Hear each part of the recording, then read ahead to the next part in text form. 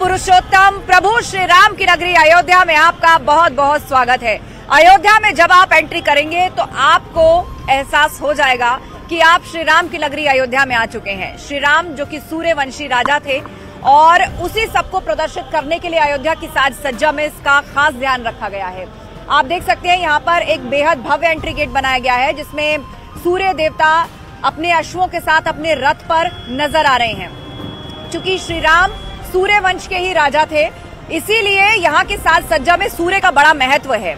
अयोध्या में जिस तरह से विकास किया गया है, जहाँ पर सौंदर्यीकरण का काम हुआ है और जहाँ जहाँ आध्यात्मिकता के चिन्ह लगाए गए हैं, वहाँ पर आइए मैं आपको लिए चलती हूँ और दिखाती हूँ कि सूर्य और अन्य प्राचीन चिन्हों और धार्मिक चिन्हों का क्या महत्व है।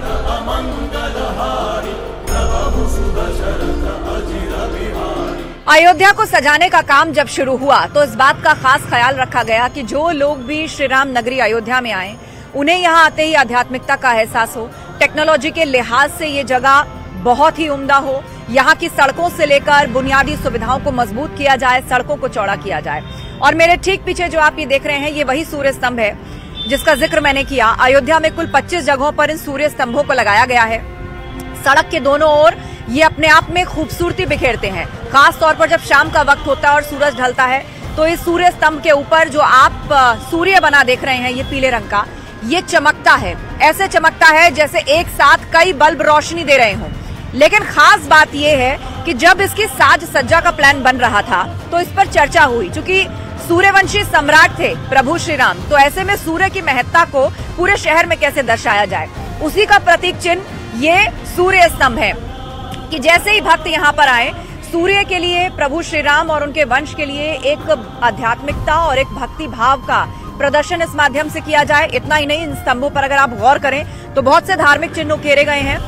इन स्तंभों पर आप देखेंगे जय श्री राम लिखा हुआ है, उसके ऊपर गदा बना हुआ है जो कि हनुमान जी का शस्त्र है, शक्ति का प्रतीक है, दंड का प्रतीक है और साथ ही साथ रक्षा का प्रतीक है। और इस पूरे रास्ते पर ये सूर्य स्तंभ आपको दिखाई देंगे। अयोध्या में कुल 25 जगहों पर इन सूर्य स्तंभों को लगाया गया है। सिर्फ इतना ही नहीं, रामायण, उसके संदर्भों से जुड़े हुए बहुत सी आकृतियां भी सड़क के किनारे उकेरी गई हैं जिसमें पूरी राम कथा कही गई है। आइए आपको दिखाते हैं। यहाँ पर प्रभु श्री राम का बाल रूप दिखाया गया है कि किस तरह उन्होंने बाल लीलाएं की। महाराज दशरथ को जब पुत्रों की प्राप्ति हुई तो उसी का ये चित्र यहाँ पर उकेरा जा रहा है। श्री राम है, नीचे घुटनों के बल चल रहे हैं और राजा दशरथ की गोदी में उनके बाकी दोनों पुत्र हैं, उनकी रानियां हैं तीनों। तो ये सब कुछ यहाँ दिखाया गया है। लेकिन आप देखिए, चित्रों के द्वारा राम कहानी उकेरने का जो ये सिलसिला है, ये कथा शुरू कहाँ से होती है। जैसे ही आप इस सड़क पर एंट्री करेंगे, जो मैंने अभी आपको भव्य सूर्य मुख्य द्वार दिखाया, उसके साथ ही पहला चित्र हमें अंकित मिलता है। आइए दिखाती हूँ उसकी क्या खासियत है। ये जो पूरा रास्ता है राम जन्मभूमि पथ के लिए जाता है और यहाँ पर राम कथा के चित्रों को उकेरने की जो बात हुई है, उसमें पहला चित्र आपको दिखाती हूँ कौन सा है। बहुत ही सुंदरता से बनाया गया है।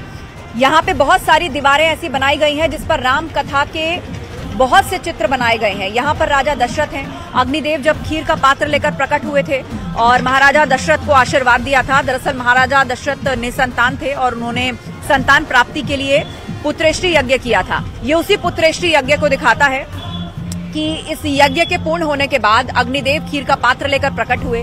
उसके बाद वो राजा दशरथ को दिया गया और फिर इस खीर को महाराजा दशरथ ने अपनी तीनों ही रानियां, कौशल्या, केकई और सुमित्रा, तीनों को खिलाया था। जिसके बाद कहा जाता है कि उनको पुत्रों की प्राप्ति हुई। श्री राम, लक्ष्मण, भरत और शत्रुघ्न जी का जन्म हुआ। तो ये पहला चित्र है जो उस पुत्रेष्टि यज्ञ को दिखा रहा है। आप थोड़ा आगे जाएंगे, 30 मीटर आगे जाएंगे तो दूसरी दीवार है जहां पर पुत्र प्राप्ति के बाद बाल रूप में श्री राम नजर आते हैं। 30 मीटर आगे एक और ऐसी दीवार मिलेगी जहां पर राम कहानी से जुड़ा हुआ अगला दृश्य उकेरा जाएगा। तो कुल मिलाकर जब तक आप राम जन्मभूमि का पूरा रास्ता तय करेंगे, आपको राम कहानी से जुड़े हुए चित्र, संदर्भ, चित्रों के रूप में, खूबसूरत आकृतियों के रूप में यहाँ पर दिखते जाएंगे।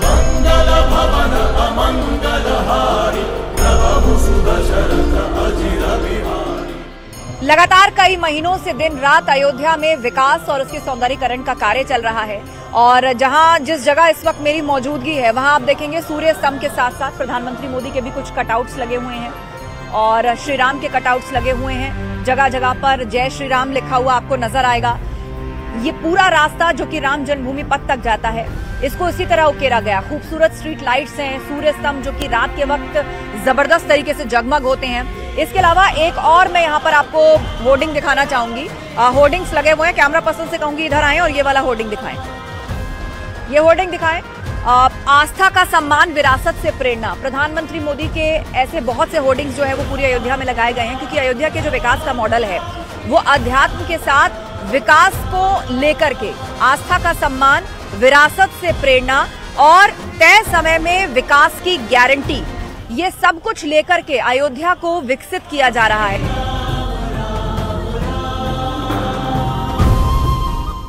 पूरे जन्मभूमि पथ तक आपको राम कथा से जुड़े हुए तमाम चित्र बहुत ही खूबसूरत तरीके से उकेरे हुए सड़क की तरफ नजर आ जाएंगे। जितने लोग यहाँ पर आते हैं उनके साथ सेल्फी खिंचवाते हैं, तस्वीरें खिंचवाते हैं और यादों की तरह उनको अपने साथ यहाँ पर लेकर जाते हैं। तो आइए ये देखिए, अभी तक जो हमने चित्रण देखे थे, शुरुआत में सबसे पहले पुत्रेष्टि यज्ञ दिखाया गया, उसके बाद रामलला और उनके सभी भाइयों का जन्म, किस तरह वो दशरथ महल में जो है वो बाल लीलाएं कर रहे हैं। उसके बाद अब ये तीसरा चित्र देखिए आप, यहाँ पर तीसरा चित्र जब विश्वामित्र जो कि गुरु थे प्रभु श्री राम के, और उनके साथ श्री राम ने शास्त्रों और शस्त्रों का कौशल सीखा, गुरुकुल में वो रहे और उस दौरान राक्षस जो कि युद्ध भंग करते थे ऋषि मुनियों का, श्री राम ने किस तरह उनका वध किया था, राक्षस से मुक्ति दिलाई थी, उस सब का चित्रण किया गया है। यहाँ पर उनके शक्ति प्रदर्शन को दिखाया गया है, शास्त्रों के साथ शस्त्र में किस तरह की पारंगता श्री राम के अंदर थी, उस सब को दिखाया गया है। तो कुल मिलाकर जन्मभूमि पथ पर जब आएंगे, भजन कीर्तन आपके कानों में पड़ने शुरू हो जाएंगे और जन्मभूमि पथ पर आप देख रहे हैं कि अभी भी चहलकदमी जो है वो लोगों की शुरू हो चुकी है। तो अयोध्या के सौंदर्यीकरण और विकास में इस बात का खास ध्यान रखा गया है कि इसकी आध्यात्मिकता बरकरार रहे। प्राण प्रतिष्ठा के चलते पूरे अयोध्या में हर्षोल्लास के साथ साथ पाठ भी हो रहा है, यज्ञ भी हो रहा है, जगह जगह पर श्री राम जय जय राम का जाप भी किया जा रहा है। ऐसी एक जगह पे मेरी मौजूदगी है, मेरे ठीक पीछे आप देख रहे हैं, यहाँ पर 1008 हवन कुंडों में हवन किया जा रहा है। 14 जनवरी से इस हवन की शुरुआत हो गई थी और रोजाना यहाँ पर 108 हवन कुंड हैं, आप देख सकते हैं दूर दूर तक। ये जो अग्नि प्रज्वलित है ये सब कुछ यज्ञ की अग्नि है। 1000 लगातार यहाँ पर हवन हो रहे हैं 1108 हवन कुंडों में। इतना ही नहीं, यहाँ पर जाप भी हो रहा है, गायत्री मंत्र जपानुष्ठान भी चल रहा है, अन्नपूर्णा स्त्रोत पठानुष्ठान चल रहा है, हनुमत गायत्री पंचलक्ष जपानुष्ठान भी चल रहा है, दुर्गा सप्तशती पाठ भी किया जा रहा है। तमाम देवी देवताओं से जुड़े हुए स्त्रोतों का पाठ हो रहा है, जाप किया जा रहा है और ये अखंड हवन जो चल रहा है ये प्राण प्रतिष्ठा तक यूं ही चलेगा। 500 साल बाद अब राम मंदिर बनने जा रहा है, क्या भावनाएं हैं? भावना है कि यह 500 साल तक जो हम राम जी के बिना राम जी के लिए भक्ति भाव से जो युद्ध किए, जितना संग्राम हुआ, जितना वीर सपूतों ने बलिदान दिया, आज वह मूर्तिमंत अयोध्या कड़ कड़ में राम राम हो रहा है। आप अयोध्या की जिस गली में जाएंगे वहाँ पर राम ही राम दिख रहे हैं। जैसे राम का जन्म हुआ था, जैसे तुलसीदास जी ने रामचरितमानस में व्याख्यान किया है कि राम जन्म के जैसे उत्सव हो रहा था, तो वैसा ही उत्सव चल रहा है, राम जन्म की तरह उत्सव चल रहा है, क्योंकि रामलला अपने नए भवन में आ रहे हैं।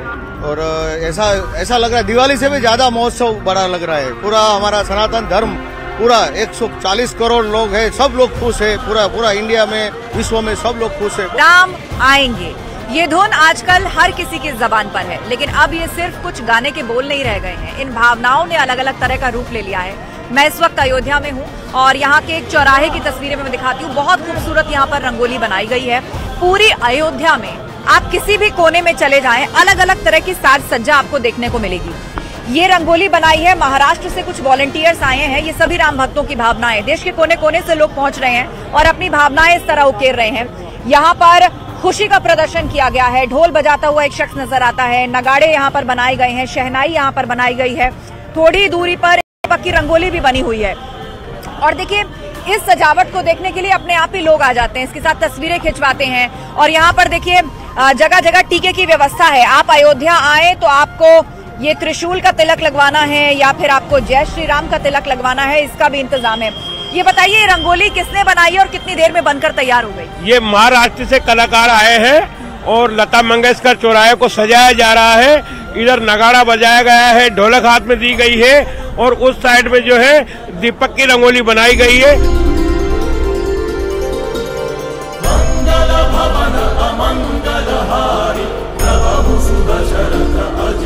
अगर स्वर्ग में आ गए, आज मैं एक थोड़ा 2 लाइन प्रस्तुत कर दूं। सज गई अयोध्या सजा दरबार है, सज गई अयोध्या सजा दरबार है, 22 जनवरी का हमें इंतजार है, 22 जनवरी का हमें इंतजार है। लोगों को तन से मन से धन से इसकी सेवा करना और यहाँ पर भाव भजन करना चाहिए, जिसके लिए हमारी 15-15 पीढ़ियाँ निकल गई हैं और हमारे कितने माँ बेटियाँ इसके लिए अपने बेटे को अपने भाई को बलिदान दिया है। यहाँ पर एक अध्यात्म है यहाँ पर, और जो खुशी है उसके रंग आज अयोध्या की हर गली में बिखरे हुए दिखाई देते हैं। आस्था कौशिक, न्यूज़ 18 उत्तर प्रदेश उत्तराखंड, अयोध्या।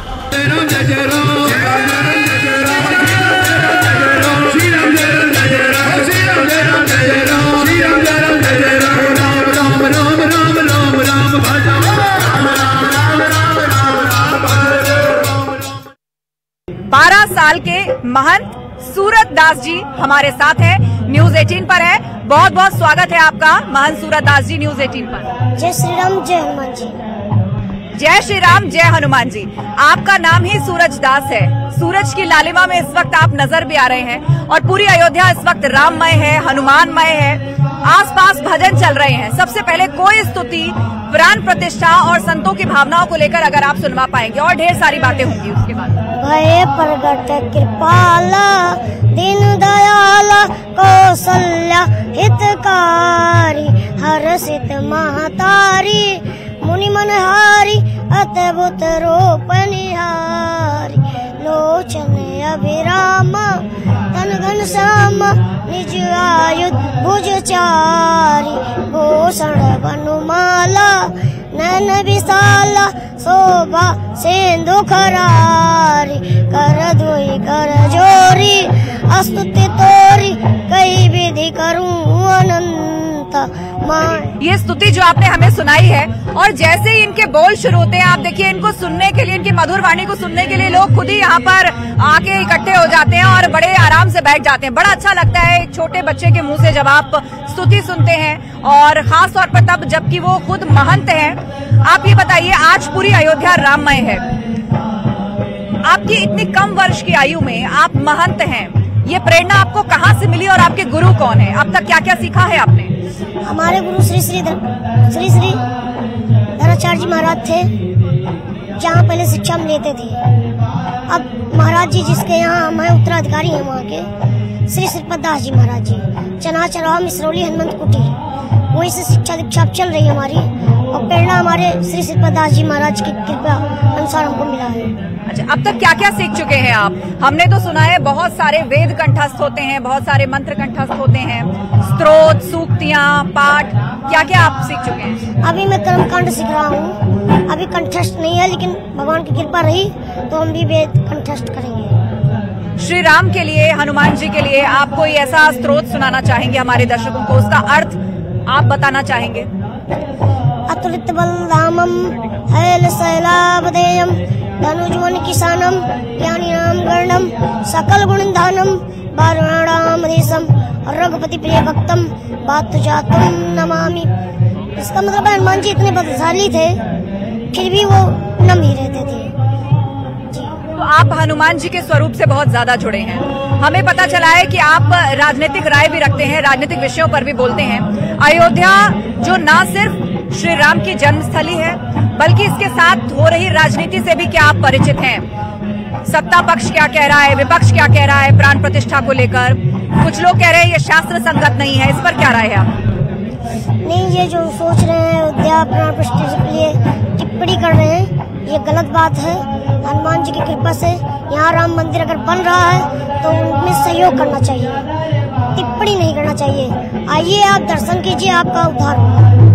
ये भी कहा जा रहा है कि शंकराचार्यों ने जो है वो ऐतराज जताया है, इसको भी विपक्षी दल जो है अलग अलग तरीके से आगे रख रहे हैं, जनता के बीच में ले जा रहे हैं। आप इस पर क्या बताना चाहेंगे? हम श्री शंकराचार्य जी को यही निवेदन करना चाहते हैं कि जहाँ भगवान पंडाल में थे, खुले में थे, कम से कम अब छत के नीचे आ रहे हैं। इस बात की खुशी होने के कारण आपको आना चाहिए।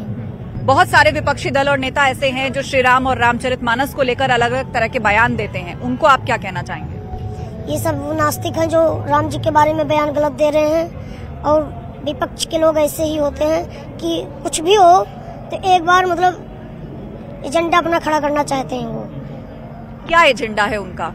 मतलब ये करना है कि कुछ भी अगर कहीं हो रहा है उत्तर प्रदेश में तो ऐसा कुछ किया जाए कि योगी जी को, मोदी जी को बदनाम किया जाए जी। वो तो ये भी कह रहे हैं कि ये जो मंदिर है ये सुप्रीम कोर्ट बनवा रहा है, इसमें मोदी जी, योगी जी ने कुछ नहीं किया। पर योगी जी ने, मोदी जी ने जितना समय और जितना प्रयास किया उतना कोई और किया भी नहीं है जी। विपक्षी दलों का कहना है कि राम पर राजनीति कर रही है सत्ता पक्ष जो है, लेकिन राम पर राजनीति नहीं होनी चाहिए, लेकिन हमारी तो आस्था का विषय है, इसीलिए हम राम नाम को भुनाते नहीं हैं। तो वही चीज है ना कि हम सब लोग राममय हैं, और राम का नारा लगाने से कोई रोक नहीं सकता पूरी पृथ्वी पे जी। उन विपक्षी दलों को आप क्या कहेंगे जो ये कहते हैं कि राम मंदिर जो है वो 2024 के चुनाव में वोट मांगने के लिए बनवाया गया है? नहीं, ऐसा कोई बात नहीं है। 2022 से ही शायद बन रहा है, और यहाँ काम चारों ओर हो रहा है। तालाब, सड़क, रोड, मकान, मंदिर, हर चीज का निर्माण हो रहा है। मंदिर का ही नहीं, हर चीज का निर्माण हो रहा है यहाँ। एक सवाल ये भी उठाया था विपक्षी दलों ने कि अधूरे मंदिर में प्राण प्रतिष्ठा हो रही है। आप चूंकि महंत में, आप उसके बारे में क्या समझाना चाहेंगे? यही तो समझाना चाहते हैं, जो मतलब लोग समझ नहीं पा रहे हैं। भगवान वहाँ खुले में थे, कम से कम छत उनको मिल रही है, तो ये मतलब खुशी की बात है। ये सब बातें नहीं सोचना चाहिए जी। सोमनाथ मंदिर की भी एक तस्वीर सामने आई, उसमें भी दिखाया गया कि गर्भगृह बनते ही वहां पर प्राण प्रतिष्ठा की गई। यहाँ पर भी गर्भगृह तैयार है, प्राण प्रतिष्ठा की जा रही है, लेकिन फिर भी विपक्षी दल ये कह रहे हैं कि ये तो अधूरा मंदिर है जहाँ पर प्राण प्रतिष्ठा कर रहे हैं, वो भी राजनीति के लिए। ये बात गलत है। ये वेद अनुसार, शास्त्र के अनुसार, पंडितों के अनुसार, सब कुछ के अनुसार ही बन रहा है और हो रहा है। प्रधानमंत्री मोदी जो है वो 11 दिन का इस समय कड़ा व्रत उन्होंने लिया हुआ है, और अंतिम के जो 3 दिन होंगे उस पे कहा जा रहा है कि वो सख्त बिस्तर पे सोएंगे, मतलब वो आम बिस्तर पर भी नहीं सो सकते। ये कौन सा नियम होता है इसके बारे में, और ये कितना कठिन होता है, उसको कौन ले सकता है, इसके बारे में आप क्या बताएंगे? ये मोदी जी जो है संत है, और संत के लिए कुछ भी नामुमकिन नहीं है, कुछ भी कर सकते हैं जी। हमारे मोदी जी जो कर रहे हैं, 100 करोड़ जनता वासियों के लिए कर रहे हैं, सनातन धर्म के लिए कर रहे हैं। 500 साल बाद ऐसा मौका आया है, मोदी जी हैं, योगी जी हैं, सरकार बीजेपी की केंद्र में भी है, राज्य में भी है, राम मंदिर भी बन रहा है, काशी का कायाकल्प हुआ और मथुरा की भी बात हो रही है। हाँ, अभी ये झांकी है, मथुरा की बाकी है जी। तो ये बताइए, देश के विपक्ष को आप क्या कहना चाहेंगे? बहुत सारे विपक्षी दल हैं, वो कोई सनातन धर्म को कोरोना कह रहा है, कोई उसको डेंगू मलेरिया बता रहा है, इस तरह की भी बातें देश में हो रही हैं, और ये सब तब हो रहा है जब राम मंदिर बन करके लगभग तैयार है। अगर देश में कोरोना हो रहा है और राम मंदिर में कोरोना हो रहा है, हर जगह अगर कोरोना ही हो रहा है तो पाकिस्तान चले जाएं, अगर यहाँ से उनको भारत से दिक्कत हो रही है तो जी। कुछ लोग श्री राम पर सवाल उठाते थे, राम सेतु को लेकर सवाल उठाते थे, उन लोगों को आप क्या कहेंगे? ये सब उनकी सोच गलत है और भड़काने का काम कर रहे हैं। जो राम जी ने किया है वो कोई कर भी नहीं सकता, वो जगत पालनहार है जी। आपको क्या लगता है सनातन पर क्यों सवाल उठ रहा है, क्या वजह है, कौन है ये लोग और क्या मंशा है इनकी? इनकी मंशा यही है कि हिंदू राष्ट्र न होने पाए, मंदिर न बने, यही सब इनकी सबकी सोच है। अच्छा, हिंदू राष्ट्र से आपका क्या अर्थ है, क्या होना चाहिए हिंदू राष्ट्र में, इसकी परिकल्पना आपके लिए क्या है? जो लोग सोचते हैं हम ये धर्म के हैं, हम ये धर्म के हैं, अपने अपने धर्म के लिए झगड़ा करते हैं और छोटी जातियों को तुच्छ मानते हैं, ऐसी कोई सोच गलत है। सब कुछ सोचिए, हिंदू राष्ट्र होने के कारण सभी लोग फक्र से कहेंगे कि हम हिंदू हैं, कोई जात नहीं बताएगा जी। पर बहुत से दल ऐसे हैं जो जाति की बात कर रहे हैं, जातिगत जनगणना की बात कर रहे हैं, जातियों के लिए कहा जाता है कि हम उनकी लड़ाई लड़ रहे हैं।